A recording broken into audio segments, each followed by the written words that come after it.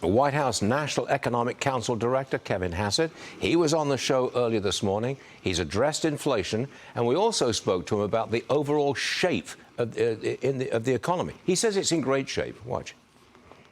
People have money in their pockets and they're spending it and they're getting jobs, and we're expanding our capacity. Industrial production is out at an all-time high, and so everything's looking great, and things are so good that the Democrats are just trying to slow down President Trump because he's having so much success.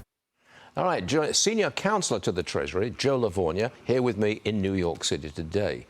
Are the Democrats looking for the failure of Trump's economic agenda? Is that all they got? I hate to be so cynical, Stu, but it seems that way. I mean, look, the economy, take government spending out of the second quarter GDP print, it wasn't 3.8, it was 4.5%.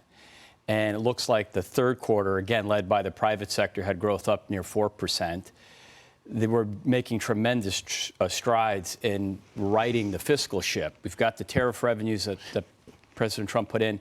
And on the spending side, we're rapidly slowing the rate of spending, which we could talk about more. So it's almost like the Democrats I want to talk about that. Yeah. Rapidly slowing the rate of growth in spending. Yes. How are we doing that? So if you look at last year's fiscal year 25, which showed a smaller deficit than what CBO and many had thought just a few months ago, what that masks is tremendous second half improvement. So in the first half of the fiscal year, when Biden was still president, and there are a lot of government contracts that come through, even the outgoing administration pushes out the door, almost 75% of the fiscal year 25 deficit was under Biden, 74% to be exact. Okay.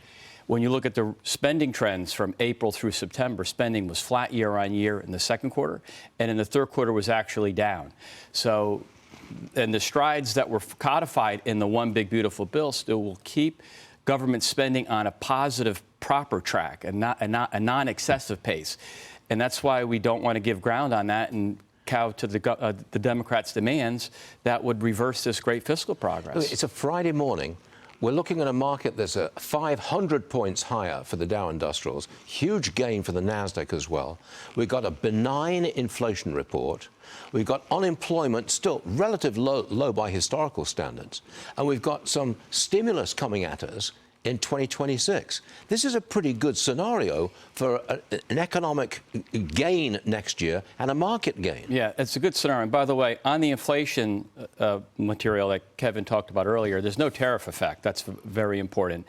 But keep in mind, the One Big Beautiful Bill, there's full expensing of capital expenditures, hugely positive for the industrialization of the heartland, but also full expensing of structure. So when a company wants to build a factory with Americans and employ those Americans, those rules are being written now. But if this shutdown persists and the IRS with Office of Tax Policy and Treasury are working tirelessly to get this done, if this Democrat-led shutdown persists, we're not going to get those guidelines in place, and the economy will ultimately suffer.